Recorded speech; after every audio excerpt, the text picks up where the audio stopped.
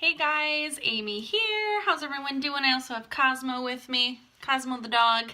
Alright, so we are going to be talking about work-life balance tonight. Welcome to After Hours with Amy. I just kind of thought of that little name before, kind of like it. Since it's after hours, hopefully you survived your Monday. I'm looking forward to talking to you guys and then taking my makeup off and putting my hair up into that mom bun. So, if you are watching this live, all right, a few things first. If you're watching this live, I want to know, one, I like to get to know my audience a little bit. So let me know what your dream job was when, that wasn't working, when you were in 5th grade, right? So in the comments below, I want to know what your dream job was when you were in 5th grade. And if you're watching this live, throw me a hashtag live below. And if you're watching this on the replay, throw me a hashtag replay. Sorry for this mess that's going on. Like I said, this is after hours. So, all right, we are going to talk about work-life balance today, and it is complete BS, all right? I'm here to tell you guys that this whole concept of finding a work-life balance is never going to happen, for one, and I'm pretty sure it was a concept created by women with the intention of self-sabotage, right? We're women, we like to put so much pressure on ourselves to do everything, to be perfect, to dot our I's and cross our T's, and this whole concept of work-life balance is ridiculous. It will never happen, and I'm calling BS on it. Like straight up calling BS, work-life balance does not exist. Now, what does exist is work-life coexistence, right? So they don't necessarily need to find balance. They need to coexist in a way that is cohesive so that you can find happiness in both. Because essentially, when you think about it, hours don't matter. So you could be working 80 hours. Well, no, that's a bad example. You could be working 60 hours a week and loving your job, loving your life, living it up, having a great time. Or you could be working 60 hours a week and hating everything about your life and your job. Or you could be working 40 hours a week and hating it or loving it. Like literally, hours don't mean anything. Typically, when you talk about work-life balance, the higher the hours that you work would mean the less happy that you are. And that's not really the case, especially with people who do have high levels of engagement in their workplace or in their life. They're just generally happy.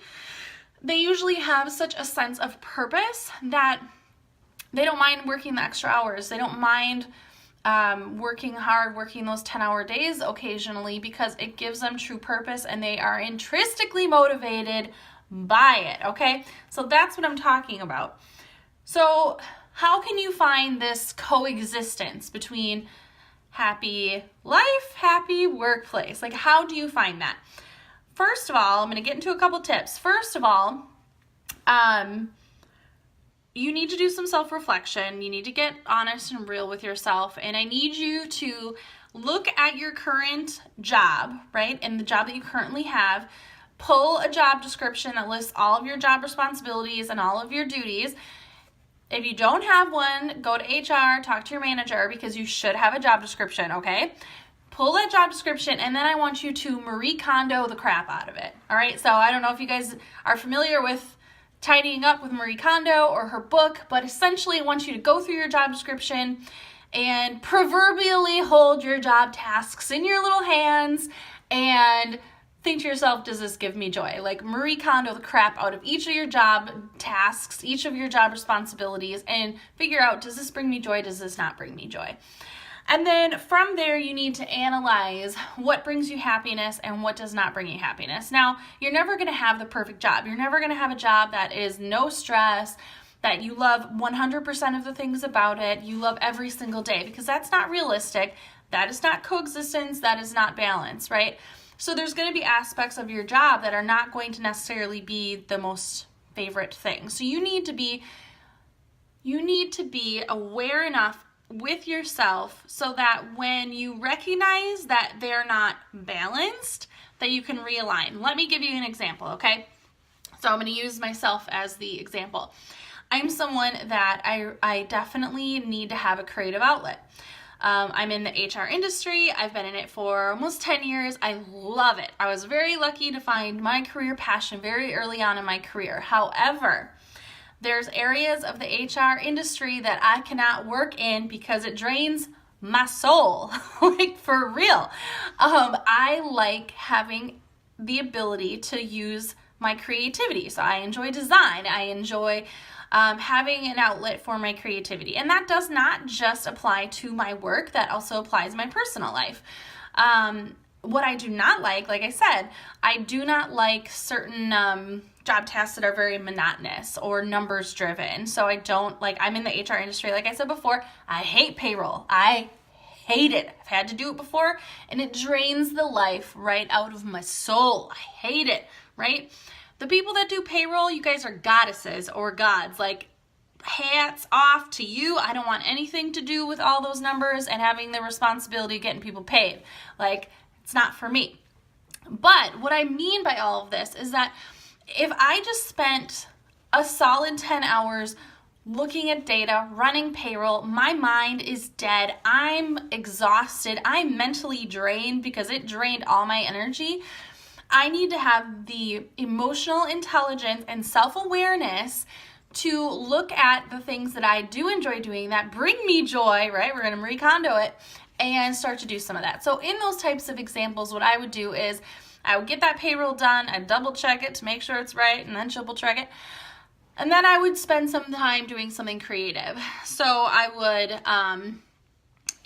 create a new flyer. I'd work on a piece of marketing material for my department. I would create a new job description or a new job posting or something where I could turn off the energy drain of my other job responsibilities and just bring up some of those things that I really enjoy doing. So that is one example. In your life, let's use a life example, right?